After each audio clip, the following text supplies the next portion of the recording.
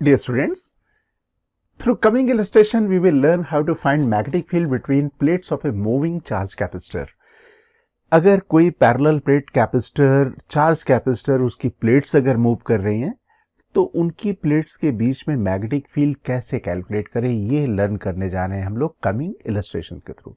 तो चलते हैं इलस्ट्रेशन पार्ट में। In this illustration it is given two identical square metal plates forming a parallel plate capacitor having as length small l separated by distance small d and l is much greater than small d. That means separation between the plates is much smaller than the dimension of the plate. हम लोग इस capacitor को एक ideal capacitor की तरह से treat कर सकते हैं और आइडियल कैपेसिटर्स में हम लोगों को मालूम है प्लेट्स को हम लोग इनफाइनाइट लेंथ प्लेट कंसीडर कर सकते हैं। In next part of the question, it is given the capacitor is charged to the potential capital V and it is made to move with the constant velocity small v directed along one of its edge. Capacitor को हमने potential V में charge किया, that means capacitor की plate charge हो गई। इसके बाद फिर हमने कैपेसिटर की प्लेट्स को किसी एज के परपेंडिकुलर डायरेक्शन में, या हम लोग कहें कि एज के डायरेक्शन में, क्योंकि स्क्वायर प्लेट्स हैं तो किसी एज के अलोंग हम लोगों ने उनकी प्लेट्स को मूव कराना शुरू कर दिया कांस्टेंट वेलोसिटी v से। We need to find the magnetic field present between the plates of the capacitor. हमें मालूम करना है कि इस कैपेसिटर की प्लेट्स के बीच में कितनी मैग्नेटिक फील्ड प्रेजेंट होगी। हम लोग जानते हैं कि पैरेलल प्लेट कैपेसिटर अगर हम लोग पोटेंशियल डिफरेंस V में या किसी पोटेंशियल डिफरेंस में चार्ज करते हैं तो उन प्लेट्स के बीच में, कैपेसिटर की प्लेट के बीच में इलेक्ट्रिक फील्ड डेवलप हो जाती है।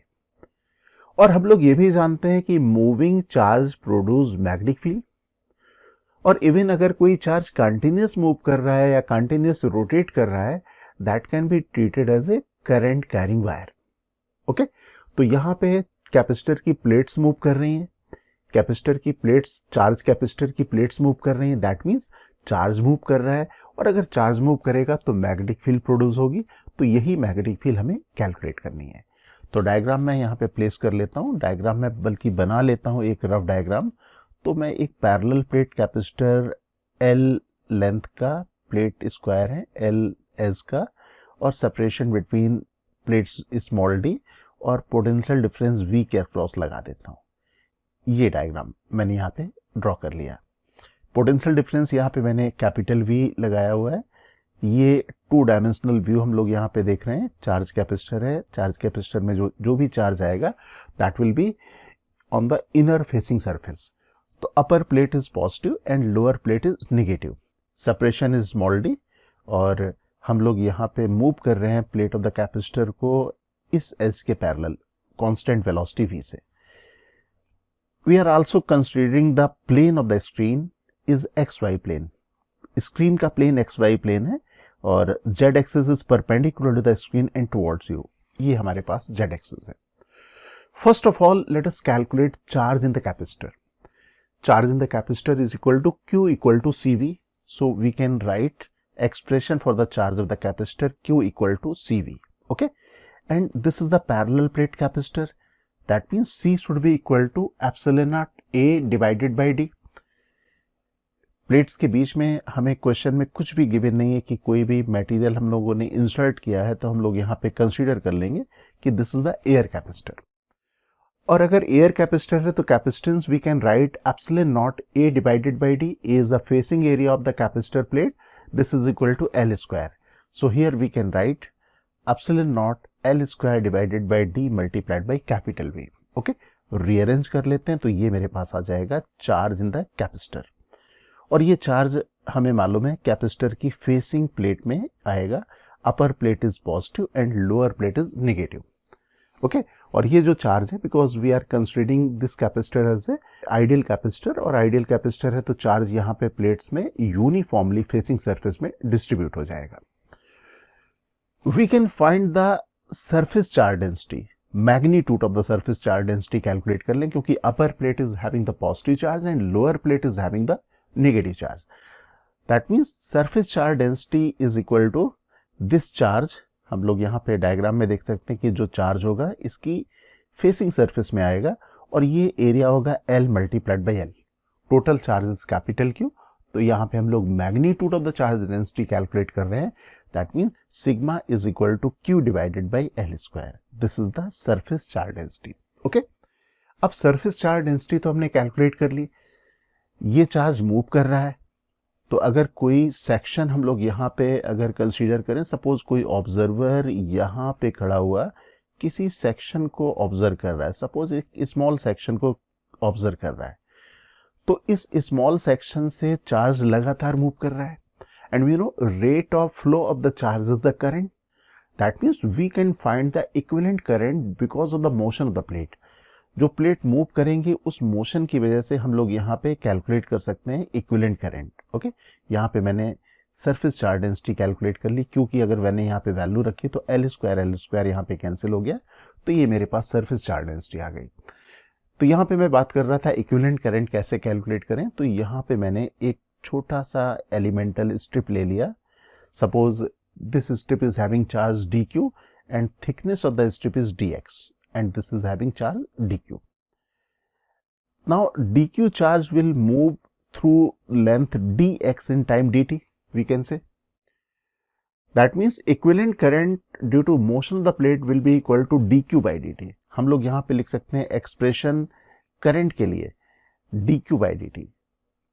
ओके, एंड dq की वैल्यू हो जाएगी surface charge density sigma multiplied by area of the strip, and this area of the strip is equal to small l multiplied by dx.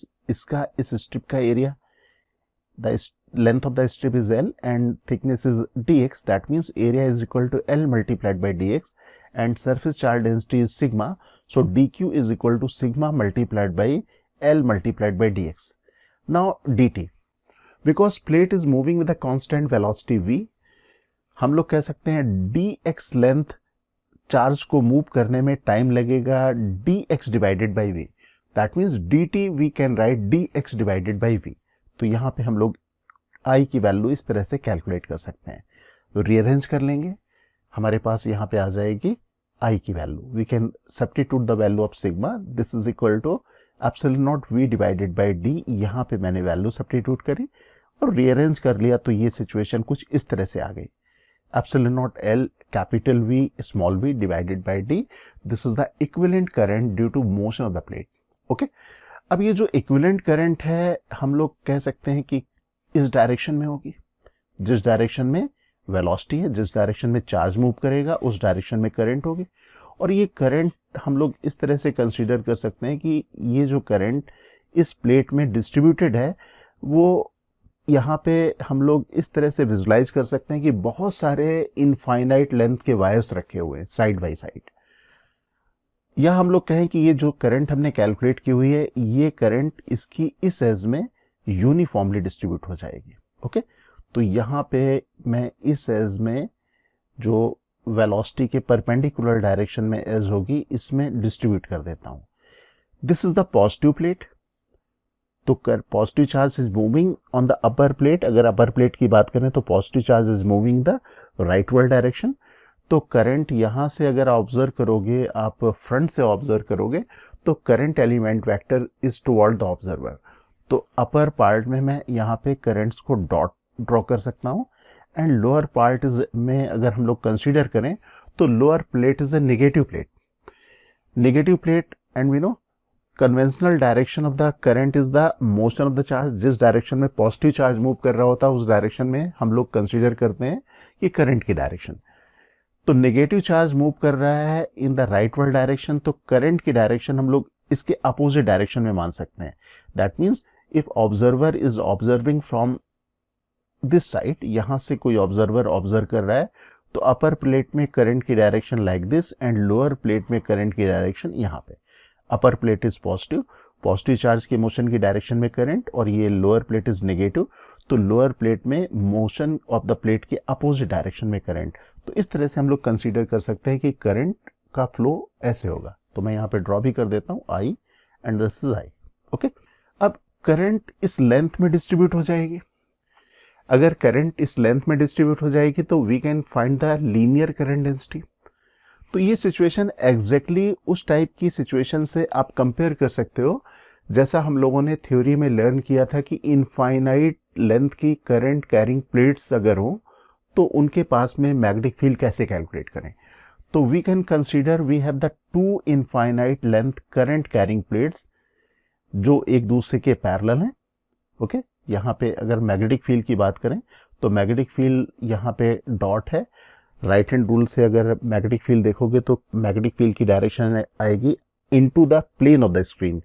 Okay, और यहाँ पे भी राइट हैंड रूल अगर आप लगाओगे लोअर प्लेट में तो मैग्नेटिक फील्ड की डायरेक्शन आएगी into the plane of the screen, that means इस एज के पैरेलल।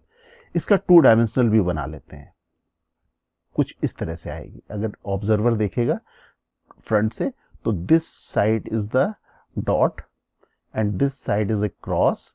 और मैग्नेटिक फील्ड की डायरेक्शन देखने के लिए राइट हैंड रूल अपर प्लेट के लिए देखें तो फ्रॉम लेफ्ट टू राइट, और अगर लोअर प्लेट का देखें again left to right, then direction of the magnetic field will be like this is the direction of the magnetic field. Okay, अब magnetic field की डायरेक्शन तो मालूम कर ली और आप यहाँ पे आप इसे कंपेयर कर सकते हो। ये सिचुएशन एग्जैक्टली वो सिचुएशन हो गई जैसे हमारे पास इनफाइनाइट लेंथ की जो करंट कैरिंग प्लेट्स होती थी उनकी मैग्नेटिक फील्ड कैलकुलेट करने की। तो वहाँ पे हमें जरूरत पड़ती है linear current density. Linear current density is the current divided by length over which current is distributed. तो जे से हम लोग इसको रिप्रेजेंट कर दें तो ये linear current density J is equal to I divided by L हो जाएगी। आई की वैल्यू हम लोगों ने कैलकुलेट की हुई है, we have calculated the value of I, this is epsilon naught L capital V divided by small d, we can substitute here. तो this is the linear current density. Rearrange कर लेते हैं इसे तो ये वैल्यू आ गई epsilon naught capital V divided by small d।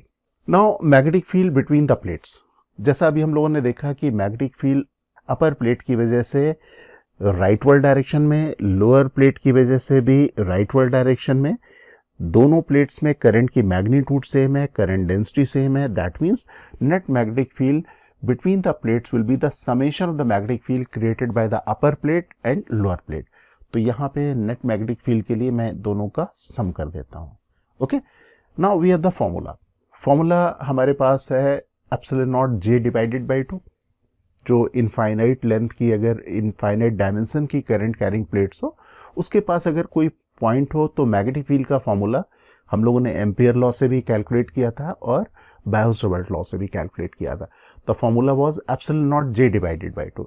तो we can write magnetic field because of the upper and magnetic field because of the lower both will be equal, and this is equal to epsilon naught J divided by 2 and this direction into the plane of the screen, that is minus Z direction.